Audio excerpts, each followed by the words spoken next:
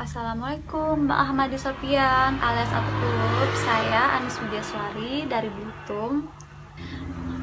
Begini Bang, ada yang mau Anis tanyain tentang pamali tempo dulu, yang kayaknya masih dipercaya di sebagian masyarakat, terutama masyarakat Pulau Jawa, yang katanya kalau kita kejatuhan cicak itu bikin sial atau mendapatkan kesialan.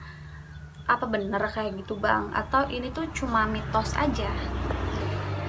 Itu saja pertanyaan saya kepada Bang Ahmadi Sofian alias Atulub. Semoga Abang bersedia menjelaskan kepada kami yang muda untuk menambah wawasan kami tentang kearifan masyarakat tempo dulu.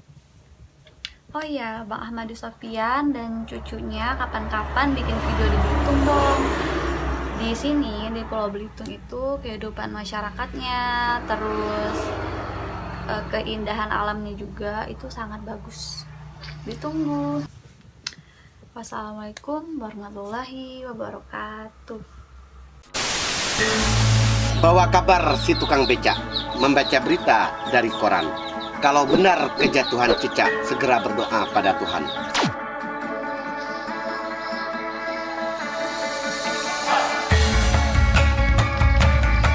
Halo sobat dan para cucu Atulub, ada pertanyaan dari cewek cantik namanya Anis Widiaswari dari Belitung.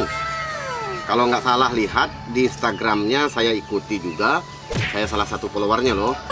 Anis itu seorang perawat dan baru menyelesaikan kuliahnya atau pendidikannya. Semoga sukses terus Anis. Saya berusaha untuk menjawab pertanyaan dari Anis Widiaswari. Dia bertanya tentang pamali tempo dulu yang berkaitan dengan binatang, yaitu cicak. Nah, kalau dulu ada film populer yang berjudul AADC, Ada Apa Dengan Cinta? Dari pertanyaan Anis ini, AADC juga, tapi ada apa dengan cicak? Oke, dari sebuah pondok, di belakang saya ini ada ayam, bukan cicak tadi ya. Ada ayam, ada bebek di air mesuk Bangka Tengah. Saya mencoba menjawab sekaligus membahas pertanyaan dari saudari Anis Widiaswari dari Kabupaten Belitung. Meski dalam kehidupan yang modern, namun negeri kita masih sangat kental akan nilai-nilai kearifan lokal. Ternyata kalau kita jeli, ini adalah salah satu kekayaan yang dimiliki oleh bangsa Indonesia. Hal seperti ini harus menjadi inspirasi dan sumber ilmu untuk kita gali makna yang terkandung di dalamnya. Cicak adalah salah satu binatang yang termasuk bebas dan hampir semua manusia bisa melihatnya, yakni bisa berada dimanapun, sama halnya dengan semut, di gedung, di rumah, di kantor, bahkan tidak jarang kadangkala jatuh ke dalam kopi kita. Dia makanannya serangga, laron, dan sebagainya. Yang pasti bukan super mie, bukan tempe, bukan ikan asin. Itu makanan cicak. Saya tidak menjelaskan tentang cicak itu. Tetapi apa yang ditanyakan oleh saudara Anis, bahwa orang tua kita dulu sering menuturkan kalimat, jangan sampai kejatuhan cicak, nanti hidupmu bisa sial. Apakah benar seperti itu? Ini yang kita bahas sampai sekarang di berbagai daerah, terutama di Jawa. Pamali ini sangat-sangat dipercaya. Makanya kalau ada orang yang kejatuhan cicak, dia sudah khawatir banget, karena dia merasa bakalan dapat sial. Bahkan letak jatuhnya cicak di anggota tubuh kita ada makna bagi orang tua tempo dulu. Cicak jatuh di kepala, artinya seret rezeki. Nah, cicak jatuh di pundak, itu katanya bakalan kehilangan pekerjaan atau akan memikul beban berat.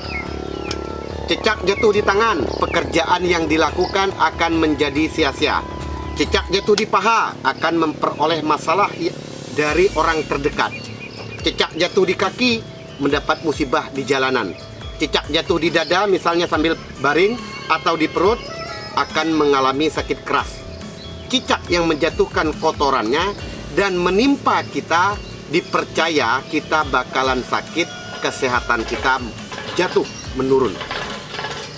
Tetapi menurut Primbon Jawa, Ada juga jenis kejatuhan cicak yang memiliki pertanda yang baik, yaitu cicak yang jatuh di punggung akan mendapat rezeki besar atau kenaikan pangkat. Cicak jatuh di tubuh kita terhindar dari hal yang buruk atau malapetaka. Nah, intinya kita membahas secara umum kepercayaan masyarakat tempo dulu bahwa kejatuhan cicak bisa bikin sial. Yuk kita gali makna ini secara logika dan kita juga mencoba menganalisa dengan cara sederhana. Apakah ini sekedar mitos ataukah memang ini mengandung nilai-nilai kehidupan?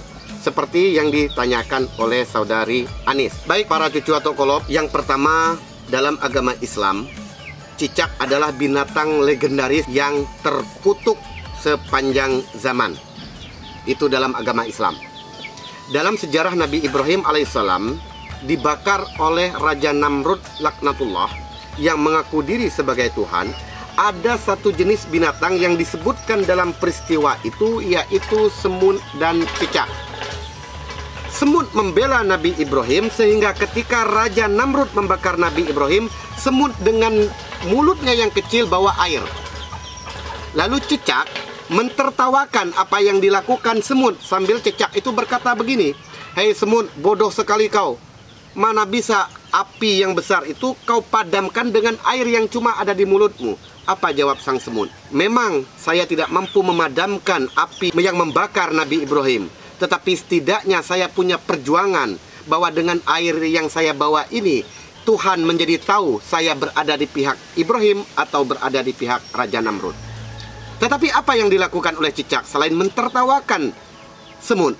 Dia dengan mulutnya yang monyong itu, dia justru meniup-niup api yang membakar Nabi Ibrahim supaya semakin membesar. Dia berpihak kepada Raja Namrud. Nah, itu sejarah legendaris cicak. Lalu yang kedua, cicak adalah hewan yang mampu memberi kabar masa depan. Selain itu, ia dipercaya kerap kali digunakan para dukun untuk mengirim penyakit atau santet kepada korbannya. Dukun-dukun, kalau Anda kenal banyak dukun, tukang santet, apa segala macam, seringkali mengirim sesuatu yaitu melalui cicak. Kan ada yang melalui ular, ada yang melalui cicak, ada yang ini paling sering melalui cicak. Tak heran jika orang tua kita tempo dulu sangat menghindari cicak berada tepat di atas kepala. Yang ketiga, cicak adalah salah satu hewan reptil yang tidak berbahaya secara langsung. Artinya, dia tidak membunuh atau menerkam atau menggigit seperti buaya, ular, macan, atau binatang-binatang buas lainnya. Namun, sebaiknya walaupun dia tidak menggigit, walaupun dia tidak menerkam, walaupun dia tidak menyengat, tetapi sangat-sangat dianjurkan untuk menghindari. Mengapa? Karena cicak termasuk binatang yang kotor sekaligus menjijikkan. Dan menurut ilmu kesehatan, di dalam tubuh cicak banyak mengandung kuman dan bakteri. Dari berbagai sumber yang saya dapatkan, salah satu jenis bakteri yang bisa ditemui di dalam tubuh cicak adalah Escherichia coli atau biasa disebut E. coli.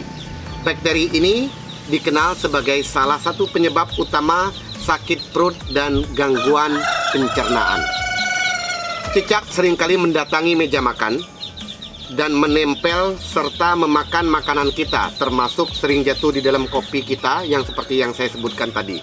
Oleh karena itu penting bagi kita untuk menjaga makanan demi kesehatan kita. Nah, jadi menurut saya pertanyaan dari Anis Widyaswari tadi, orang yang kejatuhan cicak pastinya itu bukan pertanda sial, namun memang sudah sial. Iyalah, kalau kejatuhan duit 1 karung walaupun sakit ya tapi dapat berkah. Tapi ini kejatuhan cicak bukan mendapat sial, tapi memang sudah sial. Kenapa?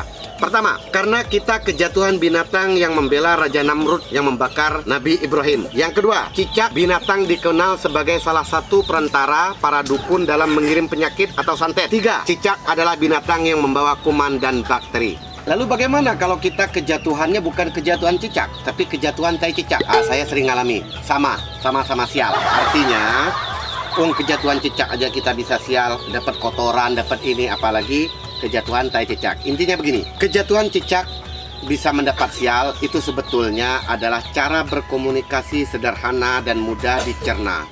oleh para orang tua kita tempo dulu agar kita anak-anaknya bisa menghindari hal-hal yang tidak baik untuk diri kita, terutama mengenai kesehatan. Namun di dalamnya sebetul itu terkandung hal-hal yang sangat-sangat positif dan penuh dengan makna. Jangan diartikan secara sempit. Ini semua dilakukan oleh para orang tua kita tempo dulu untuk mengingatkan anaknya agar waspada dalam menjalani kehidupan. Tahu mana yang didekati dan tahu mana yang dihindari. Makanya para orang tua kita dulu di Pulau Jawa misalnya seringkali mengingatkan anak-anaknya dengan 2 kalimat, yaitu eling lan waspada. Eling agar kita selalu ingat kepada yang di atas, karena apa yang dilakukan kita di dunia ini yang di atas pasti tahu. Waspada artinya kita harus waspada, harus hati-hati dalam setiap melangkah. Sobat dan para cucu atau kolop, terutama Anis Widyaswari yang telah bertanya, itu jawaban sekaligus pembahasan sederhana yang bisa saya berikan. Semoga dipahami, bermanfaat, dan semoga ini semakin membuat kita mencintai nilai-nilai kearifan lokal para orang tua kita tempo dulu. Seperti biasa, di akhir video saya selalu ada pantun. Bawa kabar si tukang becak, membaca berita dari koran. Kalau benar kejatuhan cicak, segera berdoa pada Tuhan. Terima kasih. Salam budaya, salam keragaman Indonesia. Jangan lupa ngopi.